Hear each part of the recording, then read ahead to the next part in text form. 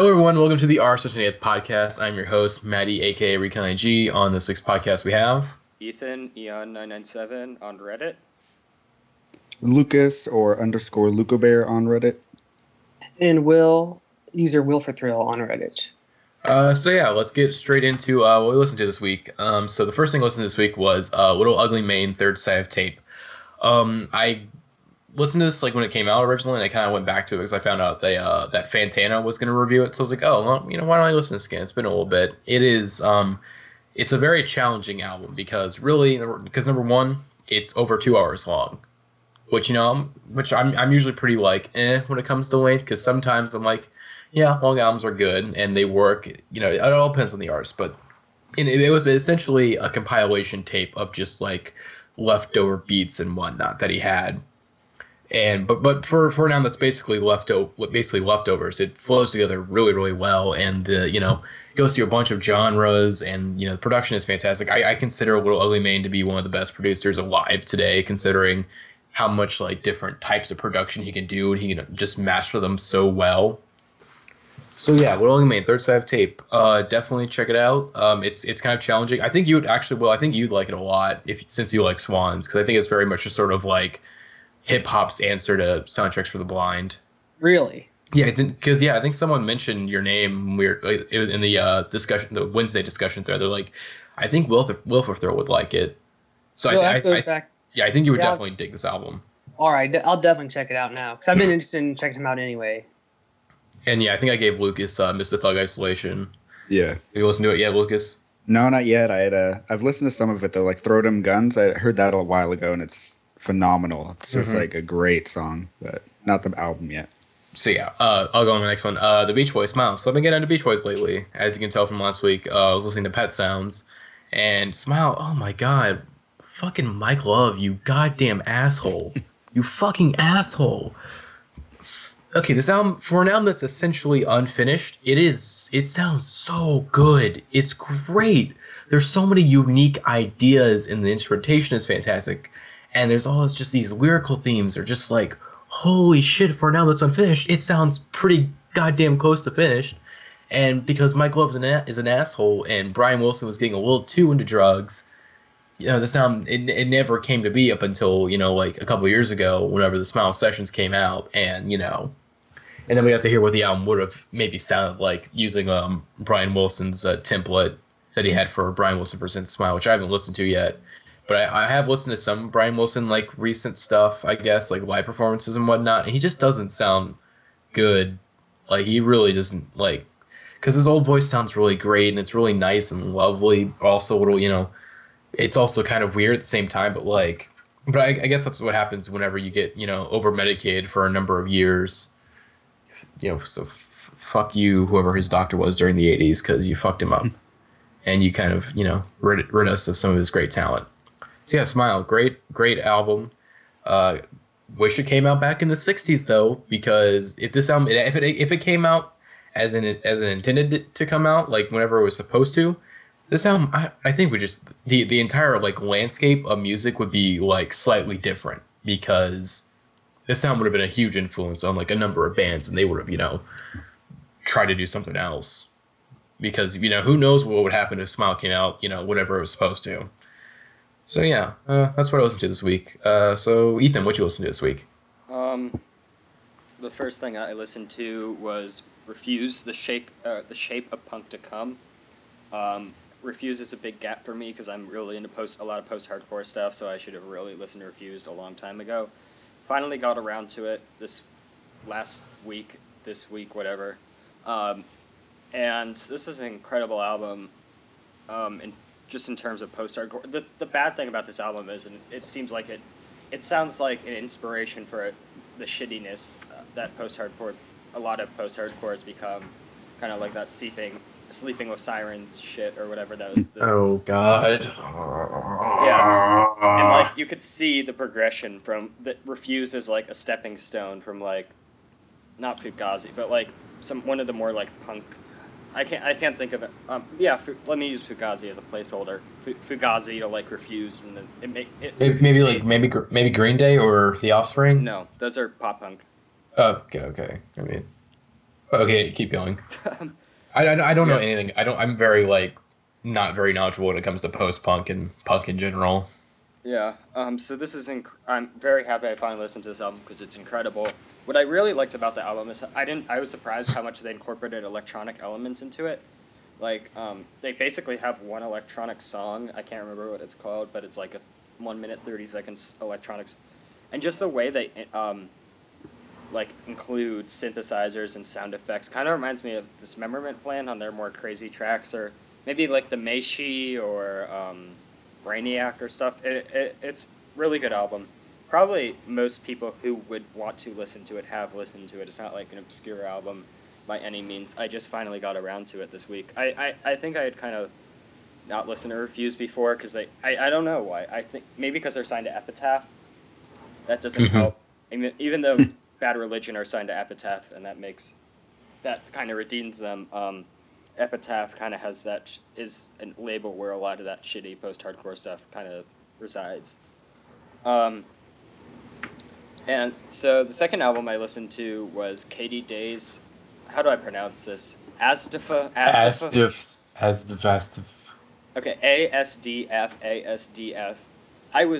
So this is like I think it was Monday or Tuesday. Pitchfork put up a review of this album. And it was like it was the last album they had on the list, and I'm like, oh, this looks interesting. The cover looked interesting, so I clicked on it, and it mentioned Alex G and how she was signed to Orchard Tape, so I immediately downloaded it, and oh my god, this album is incredible. I was completely floored by it. It's like nothing I've ever heard of. It's kind of like it does have the same kind of glitchy stuff Alex G does, but like to the extreme and to a much more poppy way. It's one of the I don't know. It's just one of the weirdest albums I've ever heard, but one of the most pleasant and poppy and enjoyable. Everyone should have to listen to this. It's one of the best. We're doing the main topic is best of 2015, and if I just hadn't started listening to this week, it would be there because I am that floored by this album. It's only 7 songs, but it's just. The way she edits her voice shows so much talent and so much skill. Like it sounds somewhat noisy, but it's not noisy enough that it doesn't still retain this pop sensibility. For people who like noise music, experimental music, psychedelic music, bedroom pop music, anything, just good music, you have to listen to this album. It's brand new. It's weird, unknown, and. I think some people listened to it on the chat and liked it. I don't know. I listened to 2 or 3 tracks. I enjoyed what I heard. I just had to do something. And the first track is the weirdest track, but it gets more normal as it goes on, so you gotta stick with it. And then on my third listen, I'm like, the first track became my favorite after a little bit. I just love this guitar opening, and then it becomes super weird. I don't know. I just was blown away by this album, completely surprised. So, Lucas, what did you listen to? Yeah, so the first record I'm going to talk about is called Yuck by Alpine. And it's really just, the only way to describe it is it's just a really nice, chill indie pop record. It's not going to be album of the year. If anything, if it ended up on any list of mine, it'd be like it's good, but it'd be, at the very end, just because it's nothing crazy special. But their song Foolish on there, it's like the second track, I think. That's definitely one of my favorite tracks of the year. It's just that perfect amount of like poppy goodness that's not, doesn't feel just useless or like feels weird or anything. And so I really like, it kind of maintains that sound throughout the whole album where it's poppy, but not like, too much to where it just feels fake. And I don't really have anything else to say about that one. But yeah, Alpine, Yuck, check it out if you're interested in any of that. I definitely recommend starting with Foolish. It's probably the best track. But even if you just listen to that song, it's a great one. And then the other album I listened to, it was actually, it just went up on NPR's First Listen this past week, is Vince Staples' Summertime '06. And so already some people are starting to review it. It's getting some kind of lackluster reviews, or, like Fantano gave it a 6, which, is like still kind of good in Fantano's eyes. not like terrible. Fantano 6 is basically an 8 for most people. Yeah. So, still like decent at least. And on Hip Hop Heads, a lot of people, had different opinions about it. But I personally really, really enjoyed it.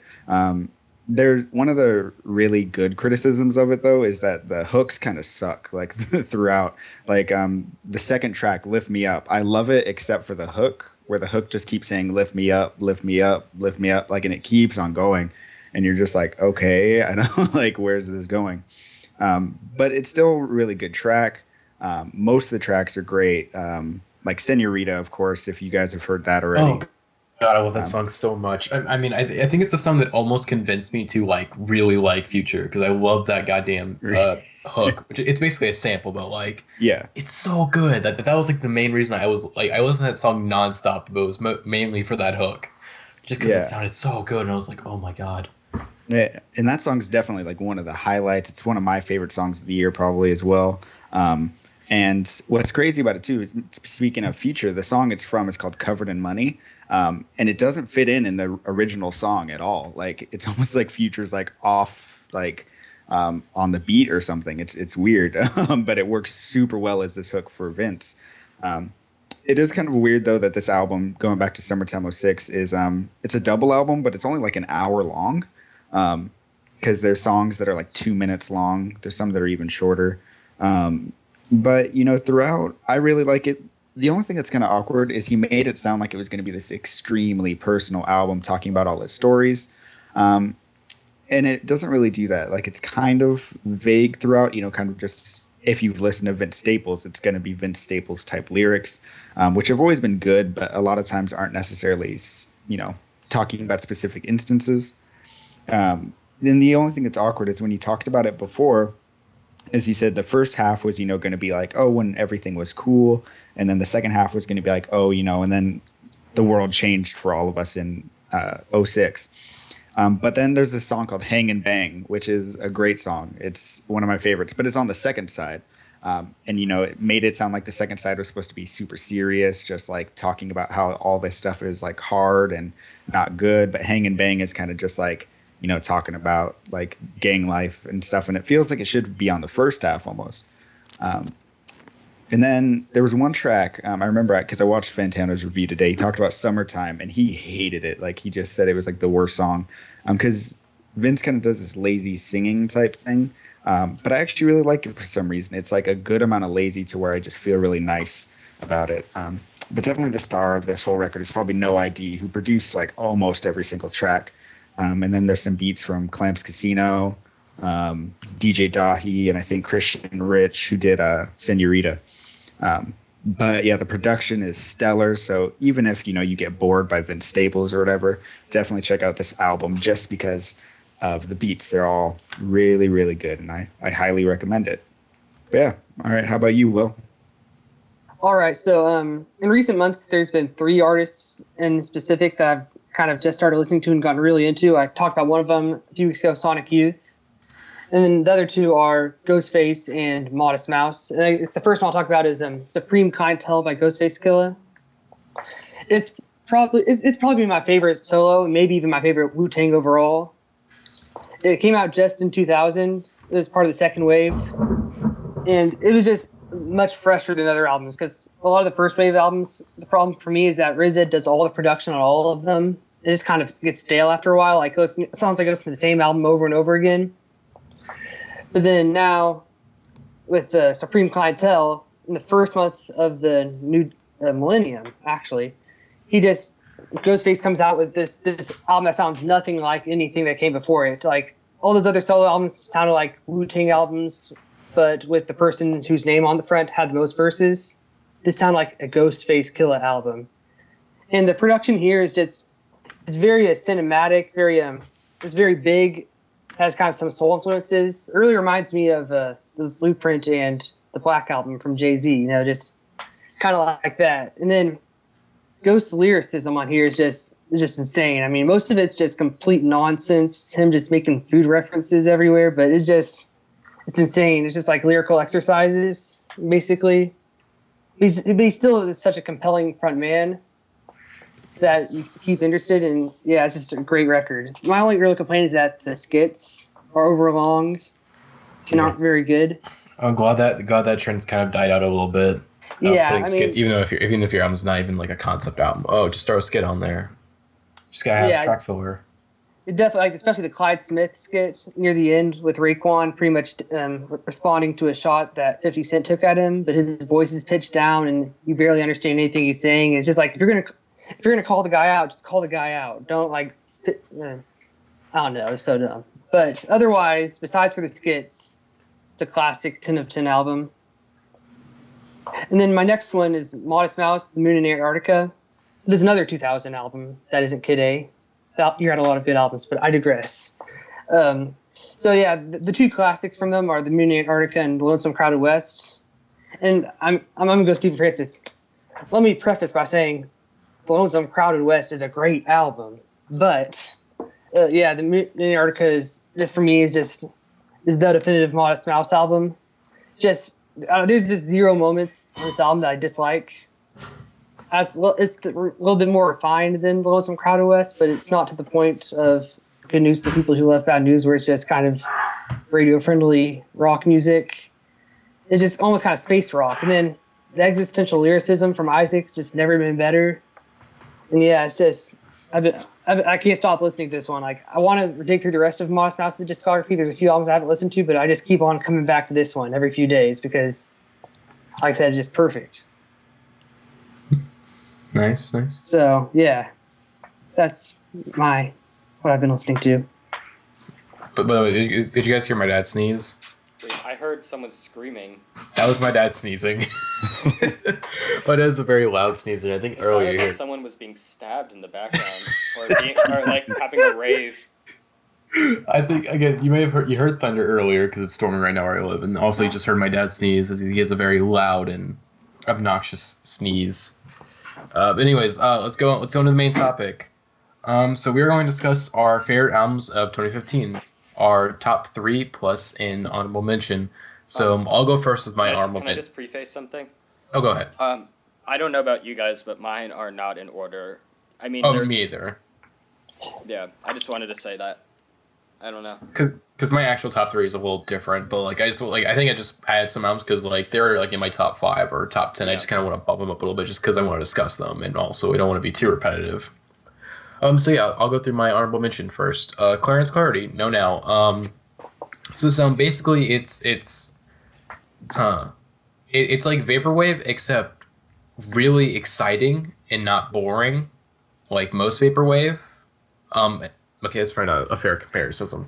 But anyways, this album, it is fantastic. It's like 20 tracks long, which it's really long, but like it's really good. It's filled with all these like weird electronic pop jams, and the dude's voice is fantastic, and the production is so weird and glitchy and textured, and it's just like all over the place, but it's still really catchy, and it's just like, holy shit. I mean, I think the reason I found out about this album was because of Fantano. He gave it like an 8, and I was like, oh, I guess I'll check it out. It seems like it's really good. And I listened to it, I was like, oh my god, this is fucking amazing. Just, so many great pop jams, and it's also not many people are talking about it either, which is kind of disappointing because it's so great. And if you like electronic pop, check out this album. It is fantastic. It's weird. It's glitchy. It's fucking. I'm repeating myself, but I don't care. It's amazing. Listen to it now. Listen to it now. I'm a fucking idiot. I'm sorry, guys. Yeah, please. Clarence Clarity, No Now. Listen to it. It's great. All right, so my honorable mention is Brilliant Frozen Niagara Falls. The reason is it is my honorable mention because this album is a fucking hour and a half, and I have not listened to the whole thing. I tried. I really tried. It's just really hard, man. But, okay, what I heard, and I have heard all of it as not just one sit or one collection. I have heard the whole thing, though. It is a beautiful album. I'm not that into noise. I like Wolf Eyes. I like Lightning Bolt. I like Black Dice, whatever. But so this Brilliant was this is kind of the first time I've ever listened to him, and this is just a very, very good album. I don't really know what to say. It's emotional. It's dark. It's creepy. It's metal. It's beautiful. I don't know. It's just a really good album. Not for everyone. It's not as noisy as some of Prurien's other stuff. His stuff gets really, really noisy on some stuff. I can't listen to some of that. But this is listenable, and that's a great compliment. Your album is listenable. Noise music. I have a very complicated. Well, I don't really have a complicated relationship. I'll just straight up say I hate most noise music. I don't. Why do you fuckers listen to fucking Merzbow? I don't get it. I understand that. I understand it's art, and art's not supposed to be enjoyable, but it's just sort of like. No, I find this aesthetically pleasing. I'm just saying in general. But I wouldn't listen to it if I didn't enjoy it. This is a good album. It is enjoyable to listen to. It's grating and depressing, but there is some enjoyment I am getting from it. I have to be careful when I say about noise because I know you make noise music, Ethan. So I gotta be a little careful. Yeah, I made noise music because I was annoyed with that I wasn't able to make normal music. No, I'll stand by that EP. It's not that bad. Go check it out on Spotify. Go on Eon, the self-titled EP. It's on iTunes, Spotify, Google Music, Deezer, whatever the fuck Deezer is. Maybe it's on Tidal. I don't even know. It's on Bandcamp for free. e-o-n.bandcamp.com. Go check it out. Be the first one to download it. Okay, anyways. You can be first. Lucas, tell us, what's your honorable mention, buddy? All right. So my honorable mention is Algiers, self-titled. And so this has gotten like some good press on Indieheads. I've seen quite a few people talk about it.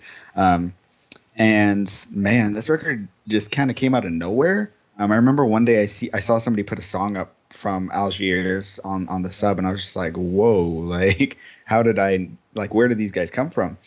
And this is one of those albums where I think there's been people. I remember last year Adult Jazz came out with their debut album, and a lot of people were like, oh, are we going to get another debut that's interesting, that's doing its own thing? And I think Algiers did that because they're merging like post-punk and gospel, which at first just sounds like it just would not work on paper. But it's really cool because, they have all the post-punk instrumentation, but then they have a lot of like choral singing and yells and stuff. But then it's also, it's a pretty politically charged album, and not even just in the US, but internationally. Like it talks about United Nations, like type stuff.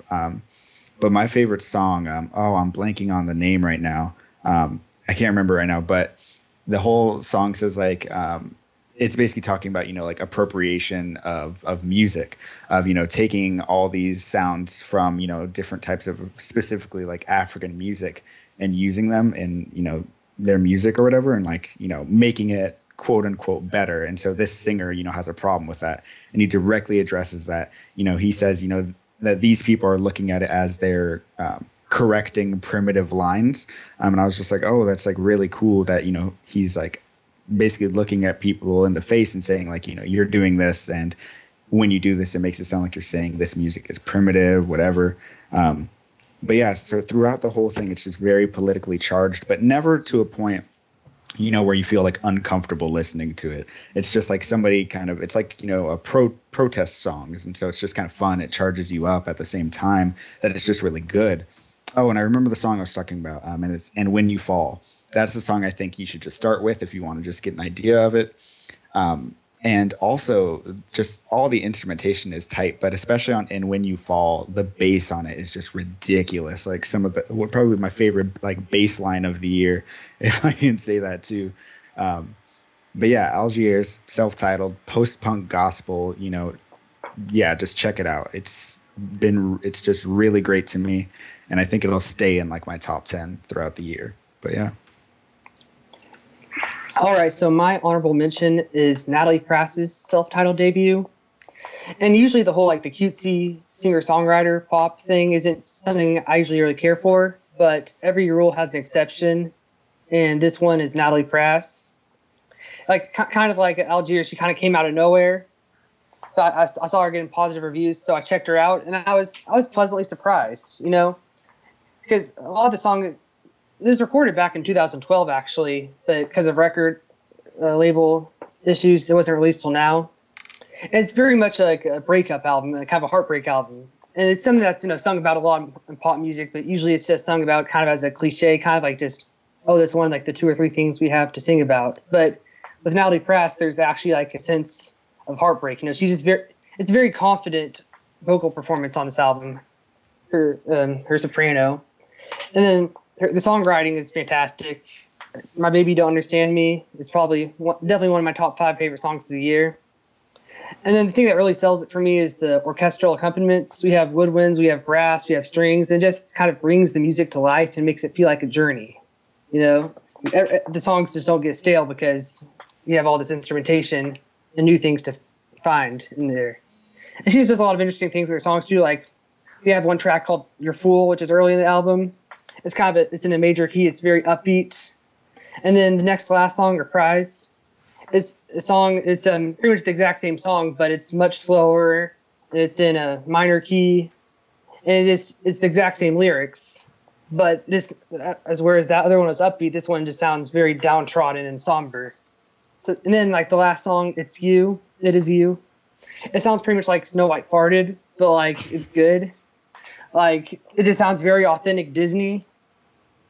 And I said, this isn't something that I would usually like, but she just does such a good job, and the accompaniments is just so fantastic that I couldn't resist but enjoy this album. Nice. So I'll get into my number 3. My number 3 was, on my number 3, I guess, on this list, is Young Fathers, White Men Are Black Men Too. I think I've discussed this on the podcast a little bit before when I've listened to it, but I really do want to discuss this album a bit more in depth. It's great. Number 1. I mean, it's number 3. Can we just, we're limit a little bit. Not all these albums are in our top, like our actual top 3, but these are albums that we really want to discuss. And this is an album that I really want to discuss because I'm surprised that not many people are talking about it, and I think they really need to check it out because, to me, it's my favorite pop album of the year. Which, people, considering Young Fathers past, people think this is a rap album, but actually it's very much a lo-fi pop album, and it does this fantastically. The production is amazing. It's it's really fun, but also there's a lot of really interesting things going on.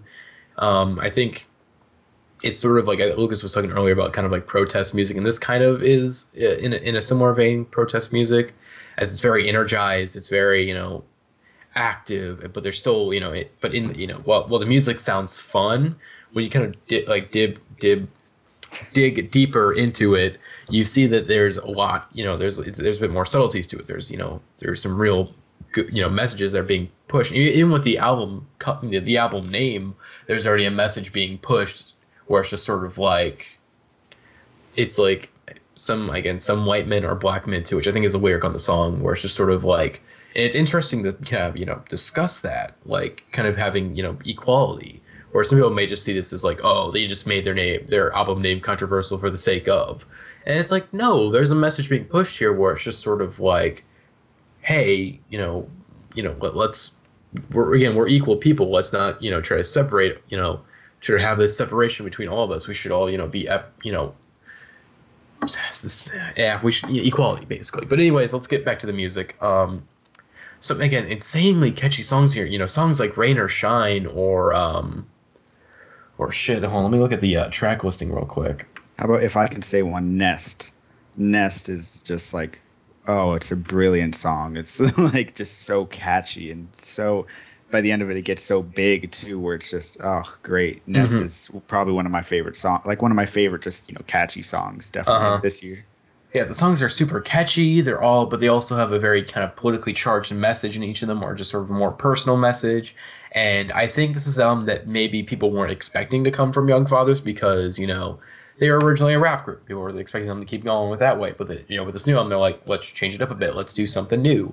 And, this is, I guess, an experiment from the group that ends up working in my eyes. But not everyone agrees because, it got only a 6.8 on Pitchfork, which I completely disagree with. And which Pitchfork has been kind of off with some of their reviews of they're really off of Multi-Love, 7.1. Are you kidding me?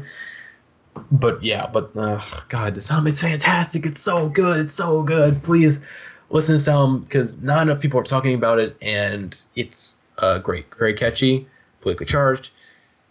It's real good. So yeah, Ethan. Yes. What is your number 3? What? What's your number 3? Open Mike Eagle, a very special episode of the EP Open Mike Eagle released this year. Open Mike Eagle released my second favorite album of 2014, Dark Comedy, which I had listened to him before that, but that would just blown away anything he had done previously, and just was only surpassed by Run the Jewels 2, which is obviously an incredible album. I mean, it's just this. I wrote about this EP. I did a whole 4-paragraph review about it, which I feel like. I don't know. I always have trouble talking about stuff after I write about stuff, because I feel like when I write about stuff, it's like a pen, the pensive in the Harry Potter series where they take out the thoughts. It's like that. Yeah. Like the review I wrote is kind of the pensive, and now all my ideas are out about it. But let's see. It's a very good album. It has some good features. Milo does a great verse, where he talks about how he's the poopiest, which I thought was hilarious. But Dark Comedy Late Show is a great track, a riff on the opening track of Dark Comedy. But I think the best track on here, and honestly it might be my favorite Open Mike Eagle song, just because I just love this song, is Ziggy Starfish, Anti-Anxiety Raps. I love the production on this song. Love the production. I think it's Gold Panda who produced it, and I think it's fantastic. But I think what shines on this song so much is Open Mike Eagle's flow.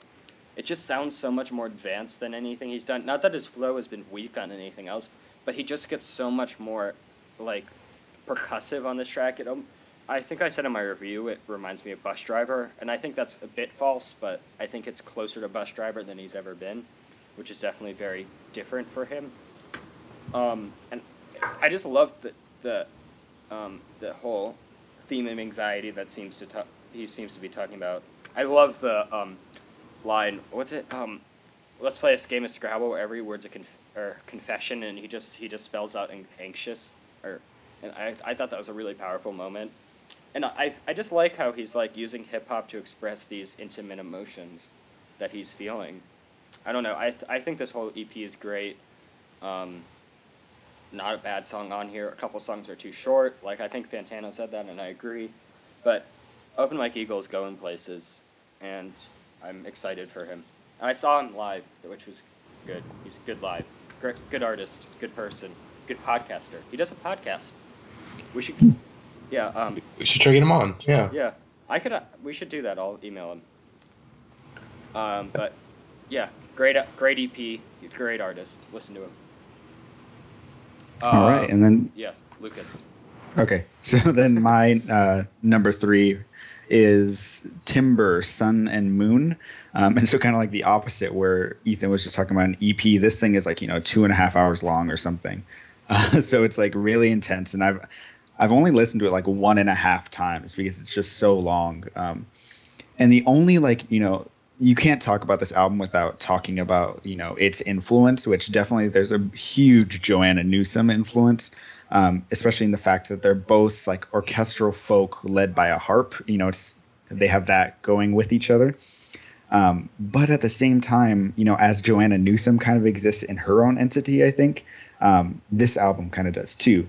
Because the very first track is more, kind of post-rock, a little Sigur Rós, and really good. And then second track, it's more of that Joanna Newsom feel, except one thing people may like about this, a lot of people have talked about Joanna Newsom's voice. Sometimes it can be kind of grating or hard to listen to, and Timbre, Timbre's complicated because I don't know when I say Timbre if to say she or to say the band, because she represents Timbre, but she has a band, so I'm just going to say she. But she has a much easier voice to listen to. I don't think Joanna Newsom's voice is bad, but Timbre just has a voice that's much easier to get into right away. But then also there's moments that kind of remind me of some Sufjan Stevens, Illinois, or something, where it's just that orchestral springtime. When I think of Illinois, I think of some of those tracks, I think of spring and just the lushness that he has on there, and I see that on this album too. And yeah, like I said, I haven't gotten the chance to really listen to it a lot just because it's so freaking long. But what sucks about it too is I can tell you maybe no, I can't even say the names of tracks right now because it's one of those projects where, unfortunately, I don't know if I'll ever be able to listen to the tracks out of context because it's a very cohesive project. So, that has its weaknesses and its strengths. But I highly recommend checking this out. It's actually, I heard about it because Timbre, I believe, has played harp for Me Without You before. Another cool band. They just released an album. I haven't checked it out yet. But so she had played for them before. But, her album really isn't getting that much press right now. But it's actually interesting on Rate Your Music. If you care about that site, her album right now is ranked like number 7 of the entire year. And Rate Your Music has kind of been seen pretty good as having, as really good rankings as, of what the collective, thinks in general. And so I really just recommend checking it out. Even if, I think track 2, I can't remember the name right now, but track 2 is a good place to just kind of start to see if you might be into it. And then if you are, obviously I'm not going to say listen to all 2.5 hours right away because like my first listen was spread out through like an entire day. But yeah, great album. I definitely recommend checking it out. Yeah. And Will, go ahead. Oh, so All right. I have a question. Yeah. So I was reviewing Titus Andronicus's new album, and I don't want to go into it much because obviously it's still not out yet. Haven't downloaded a leak. I'm not a terrible person. Definitely not downloaded a leak. Definitely not. But what do you, how do you, and I was complaining that this album was 90 minutes. Like, I was like, this is too long, hour and a half. I don't have an hour and a half. I'm a busy man. I need to make money, spend money. Okay. But when you were, how do you find time to listen to 2.5 hours? Or did you say 2.5? Just like, how do you do that? Well, see, part of it for me is like, so this was much harder last year when, To Be Kind came out, because I was still in like classes and stuff. And it was so hard for me to find the time to actually listen to Be Kind in full because I just didn't have time. But right now, because I just graduated college, I'm about to go to grad school, but I'm in that like intermediate time where I have nothing to do ever. And so like, I just kind of had the time to do this, but definitely, that's kind of the downside of this album is it's great, but I don't know how many people are ever going to listen to it in full because it's just so long. But yeah. Do you have the attention span to just sit there and listen to a 2.5 hour album? Because I'm jealous if you do. It depends. I cannot. Like, I was talking about the little album that's like 2.5 hours long. I can't listen to it in one session. Like, it's just like impossible. Like, I just become too distracted. Yeah. Yeah. That's what like ADHD I said with is. That's why it's fun. Yeah. Like my first listen of this album, like I said, I kind of had to spread it out through an entire day because I was doing other things, and then I was like, okay, I'll listen to another track. Yeah. And then sometimes it's hard because the track is like 16 minutes long, and you're like, all right, like here we go. But yeah, definitely great album though. Yeah. Sorry. All right. Yeah, no, it's fine. All right, my number 3 album of the year is The Powers That Be by Death Grips. Hey. That's in your actual top 3, isn't it? Yeah, it's in my actual top. I think it's my actual number 2. All right, so yeah, I mean, I don't have too much to say about this album because I was on the podcast where we talked about it, and my feelings haven't changed too much. But I guess just a brief summary. I mean, the first half of the album, I think it's great. It took me a little while to get into it just because it is so layered and so complicated. Definitely the most complex Death Grips release yet. And then Jenny Death, though, like I'm in love with Jenny Death, though. I mean, like I said on the podcast, we talked about it. This is the haters, I guess, best argument that Death Grips isn't hip hop, because I really think this is more of a noise rock album with kind of punk and metal influences. But it just bangs so hard. Turned off, like when that beat drops about 50 seconds in, I lose my mind every single time. And then just the lyrics here are just more bombastic and insane and cryptic than ever. At the beginning of Piss Piss, I don't need to read those, but yeah, it's just insane. So yeah, definitely if you have any interest in Death Grips and you haven't listened to this album yet, you're not really a Death Grips fan, but still check it out. Yeah, so Redacted of the Moon is maybe my second or third favorite Death Grips album, I guess, because it's really such a complex album. The production is fantastic. It's like a mix of like noise and plunderphonics and a bunch of random shit, and it works so well. because and you find out like later it's Zach Hill just doing it on like a beat drum kit, and you're like, holy shit, like this is fucking how'd he do it? And then of course, Wright's lyrics are very cryptic, but you can still actually, it's one of like the only Death Grips album where you actually can like clearly understand like most of the things he's actually saying, where you can understand what he's saying, but you don't understand what it means. What it means exactly, because it's so goddamn cryptic. Because it's like, is he talking about the fans? Is he talking about Kanye? Is he talking about Kanye? What? No. There's shit. I'm not sure if it's on this album, but on Johnny Death, yeah, Inanimate Sensation. There's a clear like, yeah, I think that's a straight up Kanye reference. I'll talk about that later because I have to know. But yeah, I cannot give my love enough for Reduction on the Moon. But Johnny Death is also pretty great, although I prefer Reduction on the Moon because it's a lot more interesting in my eyes. While Johnny Death is just a very fun, like, yeah, record. But yeah, anyways, I guess I'll go into my number. Wait, are you done, Will? Yeah, so I didn't have much to say about that one. Okay, so I'll go to my number 2. Björk, Volny Kura. Okay. I cannot talk about this album enough. I cannot give it enough love because I do not want people forgetting about this album. I do not want them forgetting about this album because it is great. I know it came out in January and it had that big thing where it leaked like 2 months early, and so people maybe weren't going to pay attention to it, and that sucks because it's such a great, complex album. The lyrics are fantastically written. It's basically it's one of the most brutal breakup albums you'll ever listen to because just her emotions are so raw on this album. It just feels, like you feel like it's so personal. Like you really do feel like Björk's pain as she really expresses it very well through her lyrics and her vocal delivery, which, by the way, Björk, one of the greatest vocalists alive today, easily. Such a unique voice, and also very, has tons of variety to it also, where she can kind of do a bunch of different like styles and whatnot and hit tons of different notes. But I don't know much about music theory, so I can't really dig too into that. But anyways, yeah, the album is about her breakup with I guess her divorce from Matthew Barney, who's like an artist, not a musical artist, but like, just artist, paintings and conceptual and movies and etc. Whatever. Anyways, yeah, and it goes through basically like everything. It goes to the lead up to the breakup to after the breakup, and it's just like it's so well done. And if I have any issues with the album, the first 6 tracks, they all have clear motivation. As like if you look at the lyrics booklet or like just the digital booklet that came with the album, if you bought it on iTunes, you see that like each like song has a caption under it, like like 2 months before or 2 months after, etc. like that. Except for the last 3 tracks, which don't have those. So those last 3 tracks are kind of like. Like maybe I would, prefer the album to be a bit more of like straight up, like this is just straight up about the breakup.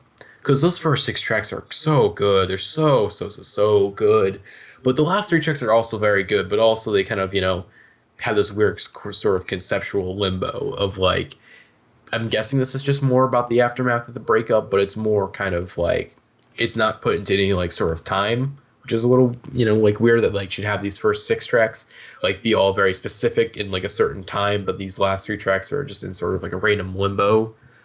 But anyways, besides that though, the production by Björk and Arca is fantastic. The string and Björk, she composed all the string sections on the album, and they're also beautiful. And there's also some really interesting points, like on Family. There's a point where like is it whenever I think it's whenever Anthony of Anthony and the Johnsons comes in, where it just has this weird sort of like string where it's like kind of like glitchy, but like orchestral glitchy, which is not real. I don't fucking know. Anyways, but yeah, this is a fantastic album. It's also kind of one-sided in its subject matter, where it's very obvious that like she's only looking from her perspective, which it doesn't really matter. It's art. She's looking at of course.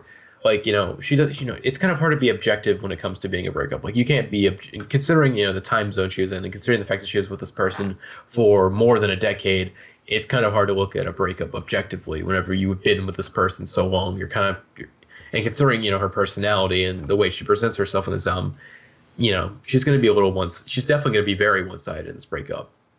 And, yeah, I love this album. Please, it's great. Maybe not the best starting point for Björk. I would definitely listen to Post first, but this album is fantastic. Do not sleep on it. It's great. Now, it actually just got added to Spotify recently, so definitely don't sleep on it. So yeah, Ethan, what was your number 2? My number 2 is Poop. Get it? Get it? What? Get it? Number 2. Get it? Get it? Ethan, you're fired. You'll be fired after this podcast is over. But please go into your actual number 2. My actual number 2 is hold on, let me find it. Toilet bowl clean. What's his name? Give me a second. Ethan, talk about the goddamn album. No, you stupid no, little shithead. it's mature love songs by the Toilet Bowl Cleaners. Ethan, so Speedy Ortiz, Spoiled Dairies, your number 2. My favorite song of mature love songs is probably "Walk in the Moonlight." God. Ethan, I'm gonna kill you. Okay, I have to get up at 5 a.m. tomorrow. Talk about your goddamn album. I have to get up at 12 a.m. That's the one at noon, right? That's noon, right? 12 p.m. is noon. I always get confused. Talk about your goddamn album instead of making a goddamn poop joke. I'm a toilet humor fuck boy. Okay. The problem I have a lot of. I'm trying to avoid talking about this album because it's kind of weird for me. Because I listened to it like 8 times in a week and haven't listened to it since. Why'd you put it out there then? No, I wanted to discuss this because then talk about it, please. Jesus fucking Christ. Okay. I still love this album.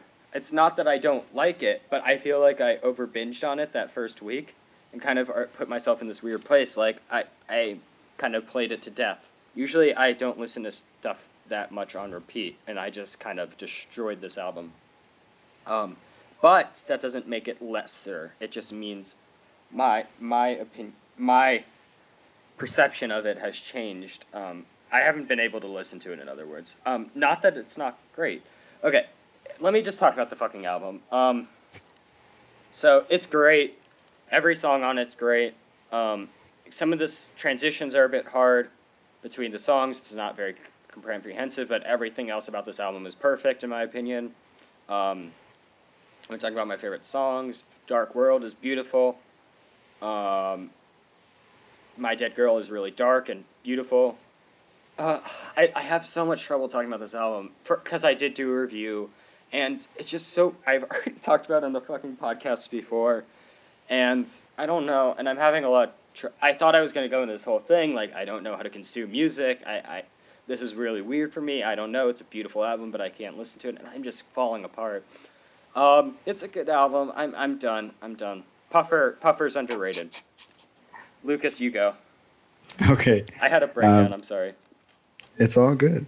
So this one is like the cliche indie album of the year answer, but Sufjan Stevens, Carrie and Lowell.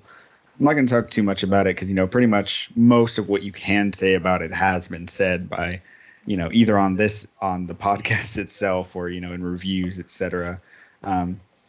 It's great. It really helped me, through some tough times this past year. It's just a really good album. And I think right before another song that I'll probably mention later, 4th of July is like probably my second favorite song of the year. Just the repeating "We're all gonna die" at the end is just so beautiful. And I'm actually seeing Sufjan in a few weeks, and so I'm getting prepared to just bawl my eyes out.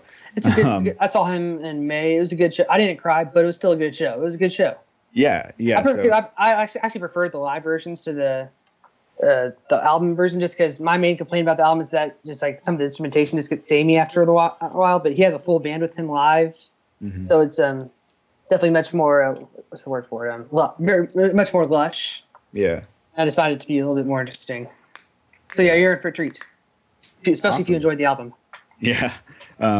So I definitely don't go as far as saying, as like Pitchfork said, as other people said, as saying it's his best album. I don't agree with that personally. Yeah, true. Age of odds. I personally think Illinois. Yeah, I'm an Illinois fanboy too, but that's not what this podcast is about. Yeah, but Yeah, but Carrie and Lowell, I really love it. It's, you know, a great album. And yeah, like I said, there's not much else to say about it, so I'll just keep it at that. Great album. If you haven't listened to it yet, I don't know why you're on Indieheads. You don't deserve to be on here. I haven't listened to All right. it. Oh God. I don't like to. I don't really listen to him, so that's fine. I'm not listening to you right now, Ethan. Will, just go ahead. All right, so my second favorite album of the year is by one of my absolute favorite bands. It's Sleater-Kinney, No Cities to Love. And this is a weird album just because it got rave reviews right out the gate. It was initial release. But no one's really talked about it much since, and most of the conversation about it has been just kind of meh reception. But I absolutely love this record. I mean, it's not like a huge change of pace from their old work, but like this is their first album in 10 years since The Woods in 2005, and just every song on here is I don't know, like Corn Tucker is probably my favorite vocalist in all of rock. Her loud vibrato, just kind of out of control. It just slays me every time, and she just hasn't lost a step since 2005. I saw them live in Austin 2 months ago, and yeah, she hits every single note. And then all across this record, the songwriting is just fantastic. The riffs, it's probably not that they're an inaccessible band by any means, because they're very accessible, but this is probably the most accessible album of all. Just the hooks are very catchy, and there's very, very fist pump worthy moments on here. And then the only complaint I really have, or I guess other people kind of have, is that it's not quite as political as some of their other albums. You know, like they came out in the Right Girl movement of the 90s. And you don't really have any of that political stuff here. Most of the lyrics are just kind of either about the band itself, you know, and their reunion, or it's just kind of like a rallying cry for the defeated, I guess. But otherwise, I actually love this album. I've listened to it 20, 25 plus times this year, by far my most listened to album of the year. And I've never listened to this album once and not had a fantastic time. Like, I just enjoy myself every time I hear it. So yeah, definitely a great listen. If you like punk at all, I definitely recommend giving this album a listen. Oh yeah. So by the way, guys, people listening, we're so sorry to deceive you, but the main topic is not actually a best of 2015. It was secretly we talked about songs because we secretly all want to talk about Kendrick Lamar's Pimp a Butterfly. It's all of our number ones. Yay! It's everyone's number one. It's unanimous. I mean, it's unanimous. No other album has revolutionized the genre of music this year. I don't know about that. Has there been another revolutionary album this year? Well, this album revolutionary. We'll discuss that. I think it is. I mean, you can't say that 3 months afterwards. Oh, it revolutionized the genre. No, it did. Will. It's perfect. Right. I've decided. I decide that. It's changed the genre forever. I've decided. All right. Big Thunder's about to come home. I'm gonna mute my mic real quick. Wait, is it what's come? Okay, sorry, that was a huge lightning. I feel like it's gonna thunder really badly soon. Anyways, Kendrick Lamar to Pimp a Butterfly. Oh my God, the sound. Oh my God, it's crazy. It's crazy. It's like, I can't believe this album exists, because who would have thought that he would have followed up Good Kid, Mad City this well? Whenever that album came up, whenever, you know, people were thinking about his next album, people were like, I just have no idea how he's gonna follow up Good Kid, Mad City. It's so great. What does he do? He's like, oh, fuck it, here you go. This is way, I mean, I won't say this is way better than Good Kid, Mad City, but it's better in my opinion. Because the album, while it's not like as much of it's not much of more like a story-driven album as Good Kid, Mad City is, where Good Kid, Mad City has a concept and very much is a concept album, but it's a story being told, and it's sort of, you know, laying out the story. Ultimate Butterfly is kind of a concept album, but it's more or less just kind of talking about to me it's such an important album that it came out at the perfect time, where we're in a very weird right now in America, we're in a very weird, quote post-racial, I'll call this. we're in a very weird state right now in America, where in a place where we know about police brutality and all that other shit because of cheap video cameras being accessible. Like, it's always been happening, but now we can see it. Yeah, where we're seeing, all these events, like Michael Brown, Trayvon Martin, Eric Garner, Tamir Rice, recently the Charleston shootings.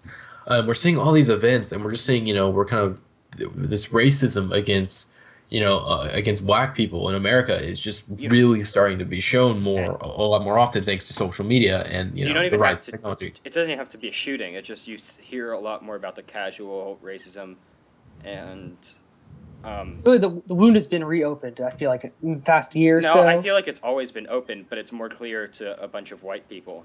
Or it's basically like we found out about modern medicine. We're like, oh my god, why haven't you done anything about this? About this.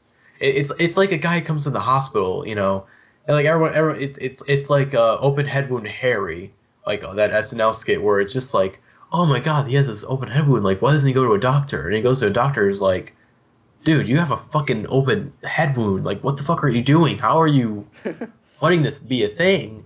Which is, maybe that's not the smartest analogy, but it's basically just saying that, like, racism has always been around. It's always been heavy, but we're really, really seeing it nowadays thanks to social media and events like the ones I just said. But anyways, let's talk about the album. Right, I don't want to hear, like, poor white kids in their 18 to 24 talking about racism. Yeah. Yeah. Okay. Anyways, the album, God, it's so good. It's so good. The production is fantastic. It's a culmination of black music. It's like all these great, black genres, I guess, that were started by black people. It's like it's got jazz elements, funk elements, old school hip hop elements, and just a couple other genres thrown in there too. And it's just such like a culmination of Black America, where it's just sort of like it's such a detailed experience of Black America, of being a black person in America, where it kind of goes through different perspectives, the perspectives of someone in the hood, perspectives of maybe someone famous who got out of the hood, it's just such a complex and deep album that for years to come is going to be studied and appreciated. Or now, let's see, it's also kind of been mixed where the critics love it. Critics love this fucking album. It has like a 96 on Metacritic. But if you look on forums and whatnot, you see there's a bit of a mixed reaction because this album, it's not super accessible. It's not an accessible album. Compared to Good Kid, Mad City, it's far from accessible. But it's like you gotta just take the time to really dig into this album. Read the lyrics, study, the production and the influence that come in, and this album already has, like, helped a bunch of people who worked on it become more famous. Like, do you think Kamasi Washington's album would have gotten that much buzz if it wasn't for Kendrick? No, probably not. Thundercat, do you think Thundercat would have gotten as much buzz if it wasn't for Kendrick? No. It's just, oh, God. I'm having trouble talking about this album because, like, I feel like I can't do it justice because it's just straight up, just listen to this album. Just listen to it. Just study it. What I find fascinating is that almost Kendrick seems to think it's too inaccessible. Like, he isn't performing the songs live, really, and he's, like, he's kind of just making these shows like a party, not really, like, I don't know. He's kind of, like, pretending this album doesn't exist a little bit on his tour. See, yeah, I wonder if what he's doing is, like, kind of waiting until, like, he can have, like, everybody there. And so, because I can't imagine, hearing To Pimp a Butterfly being played, like, where it's Kendrick rapping and then a DJ. Like, that feels like it'd be terrible. I feel like he's trying to, like, maybe probably, like, my theory was, like, he's not playing the songs live because he probably wants to get, like, a live band together to do the songs. Yeah, I saw him. It's still kind of a cop out though. I mean, because like he just released a new album and he's accepted all these gigs. So I feel like he kind of like I'm not gonna say. Well, Death Groups, they're doing it for right now. I think they barely play any songs from Powers That Be on it. I think they only played like 4 or 5 songs from Powers That Be on their tour. Really? Out of like 21 songs. So I know. It's a good mix of their discography. Kendrick's just doing Good Kid, Mad City still, and I feel like, I don't know, just weird that he would accept these gigs, and like I know there's been a lot of people that have been disappointed. And again, he's not like he's doing a worldwide tour. He's just, has a couple like mainly it's festivals, yeah. So he's just kind of like he's kind of just like, maybe let's just get like a quick, let me get some of my paychecks and while I wait for trying to get this live band together because everyone's kind of busy right now. Maybe. So, but anyways, back to the album. let's see, Ethan, Lucas, I guess. You guys want to discuss it a bit more? I mean, how do you Well, yeah, discuss... sorry, you go. Yeah, no, yeah, that you're right though. How do you discuss this? But it's so hard because you want to do the sound justice, and I feel like I can't Yeah. do the sound justice. It's just like just listen to it. It's an epic. Yeah. Well, and see, it was Yeah. funny because you say this album has helped some people kind of get more press. Kamasi Washington, Thundercat, even like Bilal just released a new song with Kendrick on it, and so there's all these people. I also noticed though there's a show in LA soon where it's George Clinton and Parliament, which is a huge influence on this album, all the P-Funk and stuff. So even it's bringing back like the people who inspired the album. Well, George Clinton kind of tours every year. I see him like on everything. Oh, well, Sorry. Yeah, but yeah. No, but now too, though, I feel like what's awesome, though, is now that people have heard Kendrick, some people have probably looked into George Clinton more. Yeah, is definitely. that now, like, it's going to be sold out or something. Like, there's going to be people who are like, oh, yeah, this is happening. And so I think we can, see that measure of influence already is just like just by having these people on his album and, kind of curating this album in this way, like it's helping other people so much. But anyways, like about the album, I guess some of my thoughts. Yeah, once again, it's just so hard to talk about. But there's just so much that it does talk. It talks about, almost, you could probably argue, like almost or most parts of the Black experience in the United States. And, like there's institutionalized, which talks, about a few things like institutionalized racism, but also just internalizing, things and just growing up in certain areas and how that affects your life.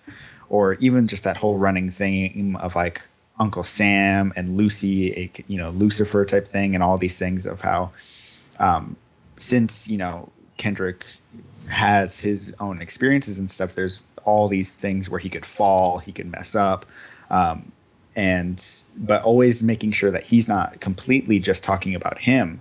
He's talking about himself, of course, but also, talking about how he's like, I have all these experiences and so many other people do as well. He's trying to relay his experiences and, trying to give a message to people, basically. He's trying to, using his life as an example point of like trying to, push this message of like, of number one, racism is bad, but, it's obvious enough, and just sort of being, pushing the message of like, this is the Black experience in America. This is what people are going through, and we gotta figure, this is what people are going through. We have, try to, fix all these things. And also there's, again, of course, there's the more personal songs in this album. I think let's just put, because our song of the year, Lucas, is "You" by Kendrick. Is "You," which is on this album, and it's such a just like, it's one of the most striking displays of depression I've ever heard on a song ever. Yeah. And I saw an article, I'm not sure what publication it was. It may have been like New York Times or something, where it was talking about where actually there's actually a huge problem in Black communities where mental like health, especially depression, is kind of looked down upon, where they kind of just ignore it a bit instead of where it's this big issue of like, yeah, they don't take mental health as seriously as other, ethnic groups, or they'll just sort of like, if someone says like, because like, someone can be depressed, but they can't really say anything about it because like what others are going to say. And, kind of being, it's just so great to have a voice like Kendrick just kind of say, hey, being, depression, it sucks, but it's, it's okay. You'll get through it. Like it's not like this weird abnormal thing to be depressed. It's just sort of like millions and millions of people go through this, and I just want to, and then it goes from you to all right, where it's just like, hey, everything's gonna be all right, okay? Just you'll be fine. Just get through this shit. Yeah, the chorus. Yeah. When you get to the chorus of "All Right," you're just like it's just so calming. I don't know, and the rest of the album's obviously. Other parts of the album are really dark, but when you're just listening to "All Right," which is one of the few songs I think he's performed live, which makes sense. It's just so, it's such a nice song. I wouldn't say a nice song, but it's just so, it's inspiring. It fills me with warmth. I feel like. It's sort of like this transition of like very deep and dark seated depression to like a very positive and inspiring message of like, I know I just told you guys that about my depression, how I kind of delve into alcohol and just sort of like, and I like you for a number of reasons, because it looks at it from an interesting perspective where it's his consciousness kind of looking at him and just basically going off on him, being like, fuck you, you suck, and all this shit. And when his voice starts to like warble and like crack and like get really high pitched, it's like, oh, and you hear the drinking sounds. Mm-hmm. It's definitely one of the greatest vocal performances I've ever heard in hip hop. Mm-hmm. Definitely. Yeah, and even because you even hear him like sniffling and stuff, and so like you're just like, man, is he like, what is he in the studio when he was doing this? Is he like crying his eyes out just performing this? And because it's just so unflinchingly honest too. He's being straight up that he's had suicidal thoughts and everything. He's not watering it down at all, which is really important, for listeners especially who are also dealing with depression, to see that like he's being so honest about it, and that it's important to be honest about it, but also to know that somebody like Kendrick, who is like at the top of like the hip hop world right now, still struggles with these things. Yeah. So yeah, and then of course there's so many great moments, and the sort of kind of reveal, or not really reveal, but just they kind of reveal the album where he finishes one of the themes of the album, or one of the repeating things of the album, is this poem where he's going through this poem kind of slowly, where like he'll, again, with every song, every 2 or 3 songs, or every song, he's like, he adds more to this poem, and you're like, what is this supposed to be? And then he at the end of Mortal Man, like after the song portion of Mortal Man, he reads out the entire poem, and it's just sort of like, that's all I wrote. And then you find out he's talking to Tupac, and you're listening to it, and you're like, what? Like, what? How? Like, he's talking to Tupac, and with any rapper, if someone like The Game did that shit, everyone would hate The Game. Like, how dare you? How dare you do this? Like, Tupac would, maybe he'd like your music, but like, your music is not pushing, a message like Tupac was pushing. How dare you? But Kendrick, it feels right that this is happening. Like, it feels right that he's having a conversation with Tupac, because if Tupac were alive today, he would love Kendrick. Like, he would be, completely co-signing Kendrick for the message he's pushing. And everyone tries to be, you have all these West Coast rappers who are, trying to be the next Tupac or whatever, and it's just sort of like, stop trying to be be the next you, basically.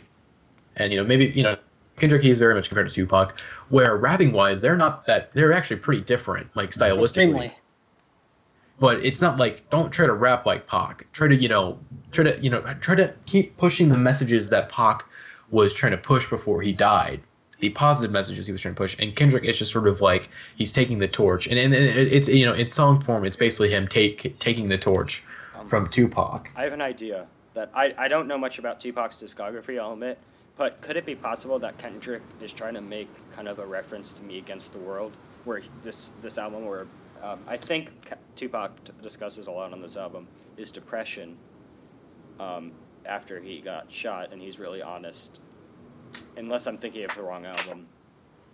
I think you're right, because I believe the 20th anniversary of that album was a couple days before he released Swim Butterfly, and he gave a tweet, like a shout out, like, I forget exactly what the tweet said, but he definitely made a reference to it on the anniversary date. Yeah, it was 1995, as I'm looking on Spotify right now. But yeah, it would make sense, because this was almost going to be called Tupac, or what was it, Tupac Butterfly? To Pimp a Caterpillar. To Pimp a Caterpillar. Tupac. So I think that this emotion that he's displaying might be, and since it's released 20 years after Me Against the World, I think that could be definitely a similar thing that he might be going for. And I'll admit not knowing much about Tupac, so I could be completely wrong, but I think that's what's happening, maybe. So do we want to just give some closing thoughts on? I mean, for me, it's tough to talk about this album just because it's not even that I don't want to do it. It's like I want to do it just that like I literally don't know what to say just because it's so dense, both lyrically and sonically. It's just that like there's too much for me to. It's been out for over 3 months, and I've listened to it over a dozen times. And I still just like I feel like I barely understand what's going on. Like I mean, just because it is so dense, like. I have kind of procrastinated, like really like digging into it, just because I know there's so much. But they're just every time I've listened to it, I've picked up something different from it. And really, like this is like talk about how it's like a quasi, semi concept album. Yeah. And it's really just like Kendrick's manifesto. Like more, it's not even about anything in particular. Just his entire worldview. This is his sermon to the world. No. And yeah, just he juggles with so many topics, but like it never feels like he's adding too many balls. You know, like he actually, I think he handles it perfectly, pretty much. I mean, it never feels like he's chewing off more than he can swallow. So and I definitely like when he released Section 80, like he became one of the most like the hottest rappers around, and then when he released Good Kid, Mad City. He was like, "Oh, this guy's in the hat for like the greatest rapper in the game right now." And then I think this album pretty much cements it for me at this very moment. I mean, Drake still has the commercial success. I think the most successful commercial, and Kanye is still the most polarizing figure. But it's hard to say that. I mean, sorry to interrupt you. Artistically, no one is topping Kendrick right now. Yeah, it's basically like just not even like in hip hop. I just feel like I could say artistic. As an artist, Kendrick is just on top of the game right now. I agree he's an artist, but maybe I would make an argument that Killer Mike has more interesting flow, but that's a different podcast. But yeah, we're not talking about technical. We're talking about as an artist artistry coming first. I mean, Kendrick's he's the best right now. Just his vision and everything. And definitely another thing about this album is that like he's very political, but it's not as like for Killer Mike. Sometimes he puts me a little bit on edge just because he's so radical.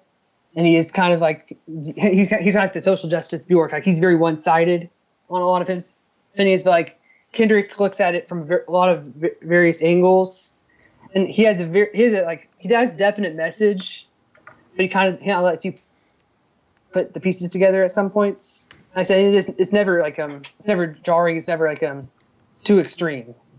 He is the perfect balance. Yeah. Mm-hmm. I think that's a good way to end the discussion, if that's cool with everyone. Oh yeah. I think Song of the Week should be you. I think we can all agree on that. Mm-hmm. Yeah. Song of the Week on the iTunes version or whatever podcatcher you subscribe with. So yeah, so I hope you guys enjoyed this week's episode of the podcast, and bye. Bye. Bye-bye. See ya.